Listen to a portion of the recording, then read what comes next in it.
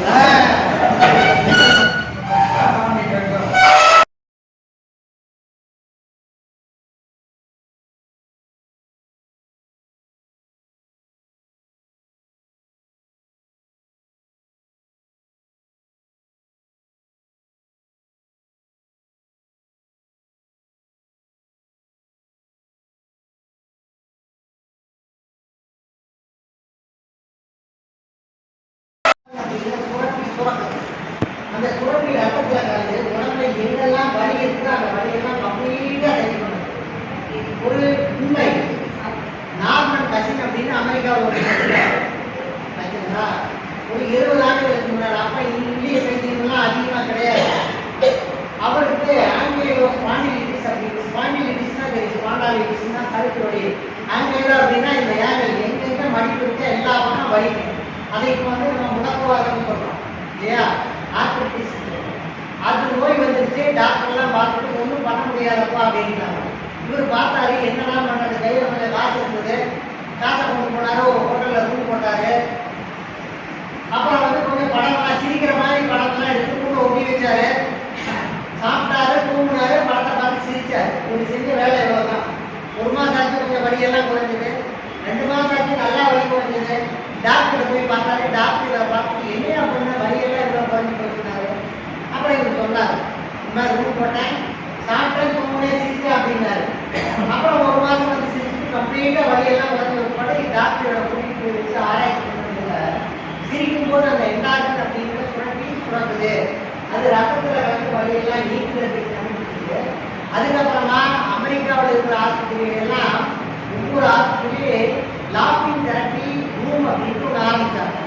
சிரிப்பு சிகிச்சை அறை அப்படின்னு நோயாளிகள்லாம் மேற்க கூட்டிகிட்டு வர வேண்டியது, உட்கார வைக்க வேண்டியது. அங்கே 2 பப்பும் இருப்பாங்க. சர்க்கஸில் கோமாளி இருந்தவங்கள அவன் வந்து கிடத்தமாக இறந்து பண்ணிட்டு இருப்பாங்க. அதை பார்த்து இவங்க சிரிப்பாங்க. ஒரு 1/2 மணி நேரம் நடந்து போயிட்டு அடுத்த பேட்ச் வரும்.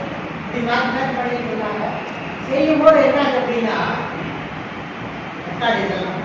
முதல்ல ஒரு வியாதிக்கு 3 மாதம் இருந்து குணப்படுத்துவாங்க. 2 மாதமே குணமாகி போயிட்டாங்க அதே வியாதி.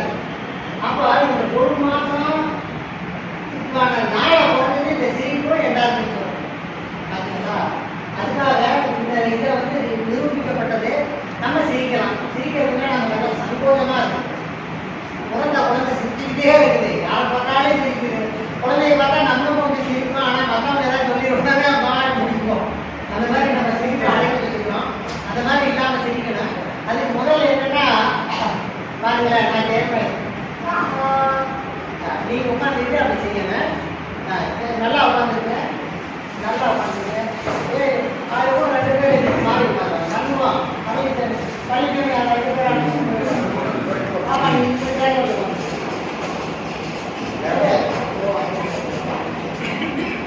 கண்டிப்பா இந்த இடம் ஏன்னா கைங்க உட்காந்து ஏலாமா 6 10 13 நான் சேர பாருங்க ரைட் சைடு இல்லை நான் சேர மாதிரியே தெரியுது. ஏன்னா ரைட் சைடு தான் பண்ணிட்டுருக்காங்க. உங்களுக்கு லெஃப்ட் சைடு உங்களுக்கு அப்பா அவங்க லெஃப்ட் தானே போறாங்க. கரெக்டாக தப்போட தப்பு செஞ்சீங்கன்னா முட்டி ஆஹா